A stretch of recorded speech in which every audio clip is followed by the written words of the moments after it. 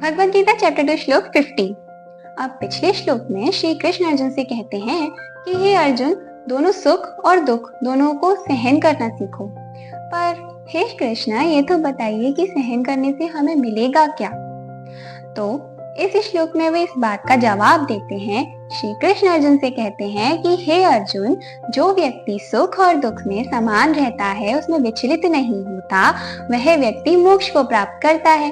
अब ये जाहिर सी बात है कि हर कोई उस पद को प्राप्त करना चाहता है। वो सबसे ऊंचा पद होता है, मोक्ष का पद। पर ये बताइए कि प्रेजेंट लाइफ में हमें इससे क्या फायदा मिलेगा?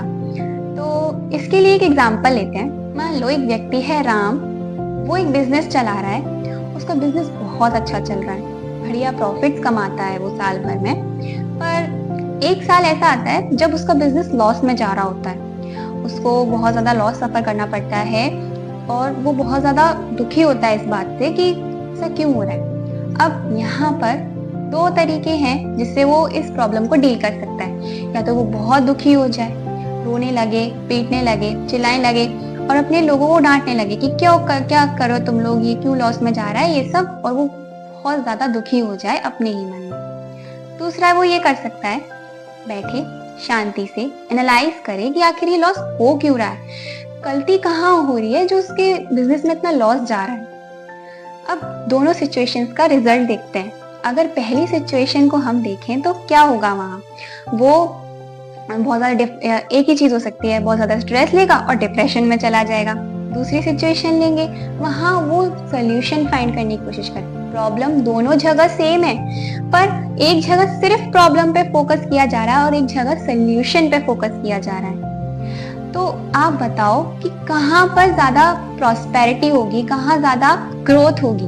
ऑब्वियस सी बात है सेकंड केस में होगी, क्योंकि वहां पर सोल्यूशन ओरिएंटेड माइंडसेट है। हमें कभी भी हमारी बाहर की चीजें नहीं हराती, ये जो हमारा दिमाग होता है ना, ये हमें बताता है, ये डिसाइड करता है कि हम हारेंगे या जीतेंगे। हमारी हार या जीत कभी भी बाहरी चीजों से डिसाइड नहीं होती है। जब हम यहाँ हार गए तो बाहर भी हार गए, और जो यहाँ जीत गए तो सब जगह जीत गए। ये जो पूरी महाभारत है, ये यहाँ पे जीतने के लिए कही जा रही है। ये पूरी गीता आपको सिर्फ अपने दिमाग में जीतने को सिखाती है। जो व्यक्ति अपने माइंड में जीत गया, उसने अपने दिमाग पर काबू कर लिया, वो पूरे संसार का राजा होता है।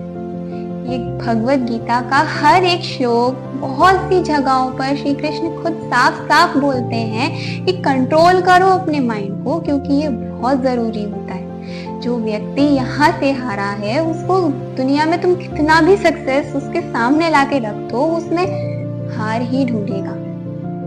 इसलिए भगवद गीता का ज्ञान बहुत जरूरी है, समझना, पढ़ना, क्योंकि ये हमें हमारी बाहरी चीजों से भले ही ना जोड़े इतना जितना हमें यहाँ से जोड़ता है, और यहाँ से स्ट्रॉन्ग बनना हमारे लिए बहुत जरूरी होता है। तो ये था आज का श्लोक। मिलते हैं अगले श्लोक में।